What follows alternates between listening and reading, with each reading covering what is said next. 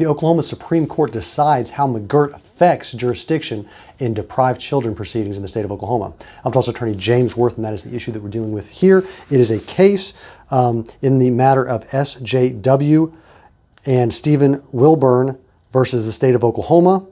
It was decided April 25th, 2023, and this deals with a child that was determined to be deprived. So it's a deprived child action. That means that there are allegations that the child was not being properly taken care of, was being abused, neglected, to where the state of Oklahoma removed the child from the home, requesting the child be adjudicated to be deprived and be in state custody, placed with foster parents until the proceeding can be completed with finality, either return to parents after a treatment plan or adoption to other parents.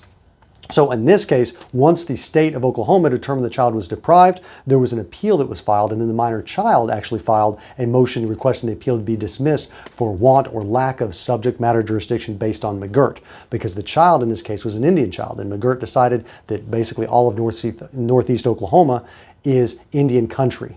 And in Indian country, generally speaking, the tribes have certain exclusive jurisdiction. So that's the issue that has to be decided here. We've had many cases deciding it in criminal cases, and now we have one that's giving us some indication on how things are going to go for deprived child cases. And ultimately, the court made a few different important decisions. One, they wanted to call this, the child that was appealing wanted to call this an issue of subject matter jurisdiction, an issue of the authority of the state, that the state lacked authority to do anything related to this Indian child. So first thing, the court refused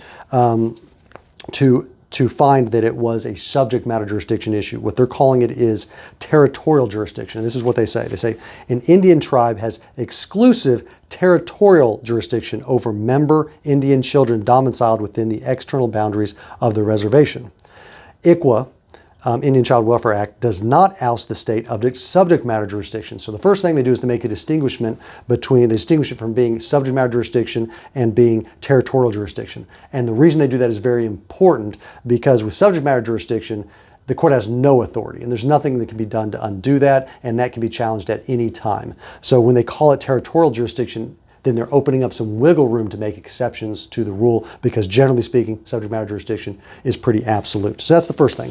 The second thing was an item of convenience in this case, and that is that this case involved a child that was living within the Chickasaw Nation. However, the child was not a member of the Chickasaw Nation. The child was a member of the Muskogee Creek Nation tribe. So the court, unlike in criminal cases where it doesn't matter what member or what tribe you're a member of, as long as you're an Indian and you're residing in a reservation, doesn't have to be the same tribe. In criminal, what they're saying is for deprived child jurisdiction, it does have to be the same one. So because we have this child that's a member of one tribe but residing on the reservation of another, they're saying that that doesn't apply. McGirt doesn't apply under those circumstances here. So that was their out in this case. So in order to make a McGirt argument in a deprived child case, the child has to be a member of the tribe on which they're residing in the reservation. So that is the second thing. But that issue is going to come up in another case, and that's where I think they're coming up with a wiggle room regarding territorial instead of subject matter jurisdiction, so they can come up with other things.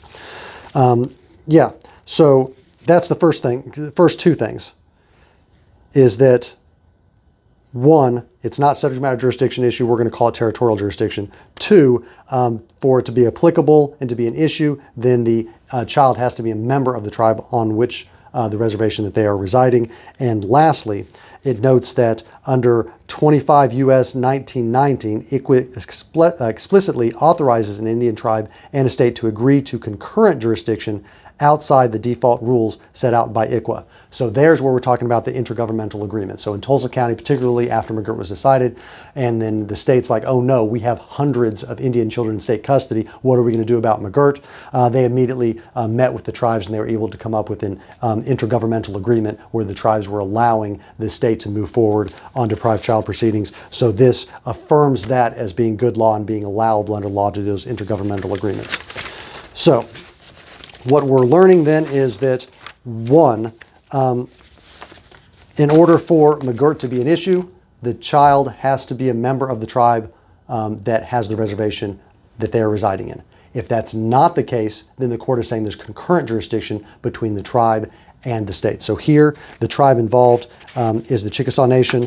And they're saying that the state of Oklahoma and the Chickasaw Nation have concurrent jurisdiction, meaning this matter, deprived child action could be filed in either one.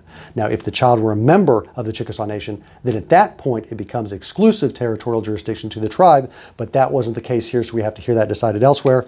And then also, apparently in this matter, there was no intergovernmental agreement. If there were an intergovernmental agreement, then the tribes under that agreement could be providing jurisdiction to the state in order to allow the state to prosecute those deprived child cases. So finally, we do have some guidance on how deprived child cases are going to be handled post-McGirt, and that is a published case, 2023 OK 49. If you're dealing with these circumstances, though, there's a lot of fact-specific issues here, so you're probably going to want to talk to an attorney privately and confidentially to see how it applies to you. To get that scheduled with someone at my office, you can go online to makelawEasy.com.